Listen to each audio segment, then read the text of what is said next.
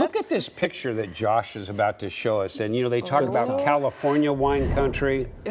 This is something else. We have it all here in Oregon. Look just how green and beautiful. Hard to beat an image like that on a Friday evening. Moving into hopefully what is a fun-filled weekend for so many of you.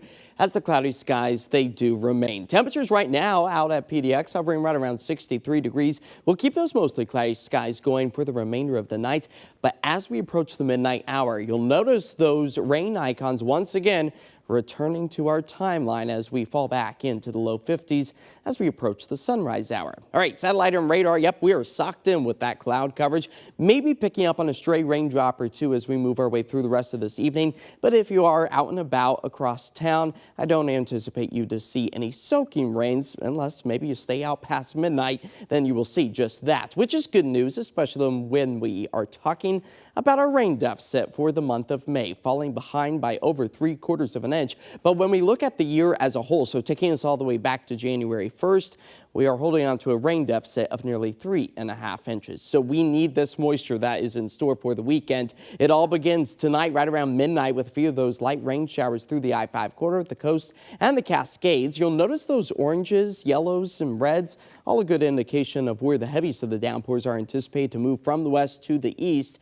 But then things start to get interesting as we move into Saturday night into Sunday. Watch over the Cascades. There you go. Snow once again returning for a late season burst of winter for the higher elevated spots. Of course, we steer clear of any of that through the I-5 corridor, but it's areas east of the Cascades that could see thunderstorm activity. Heavy downpours, small hail, lightning, gusty winds, all a possibility, but nothing in the severe category. So that's the good news, as we are just expected to hold on to those soaking rains through the I-5 corridor, nearing about a 1/2 inch for the I-5 location, and out towards the coast, maybe even closer to 3/4 of an inch. All right, we mentioned those lower snow elevation levels falling back to about 4,000 feet Saturday night and the Sunday. It retreats back up to about 5,500 feet before falling again on Tuesday. So that means accumulative snow is heading for places like this. Mount Hood, the very peak of the mountain, expected to near almost 6 to 12 inches. But for our populated locations, Government Camp at about 4,000 feet,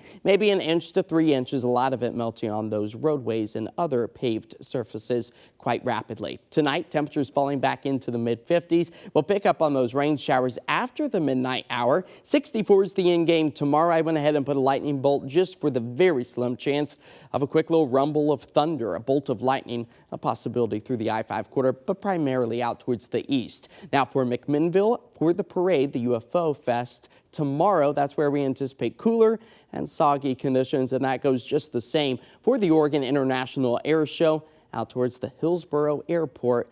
Dress in layers and have that outer layer be waterproof. 7-day forecast keeps the wet weather all the way through the start of next week. Just notice Monday, 63, another round of a good drink of water. And then by the time we get into the middle and end of next week, more sunshine and those temperatures back into the low to mid 70s. But join me this weekend on KOIN Plus only.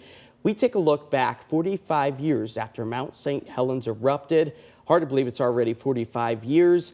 And we really dive into our coverage that we had right here on KOIN on May 18th of 1980. It's so fresh for so many people. Yeah. And when you say 45 years, it's hard to believe. It's one of those events, if you lived through it, if you witnessed it, it's etched in your mind because you remember exactly what you were doing when you heard the news. You remember the memories of finding ash in your yard. And yeah, looking forward to that special. Yeah, all weekend long, KOIN Plus. All right, thanks. We'll be right back.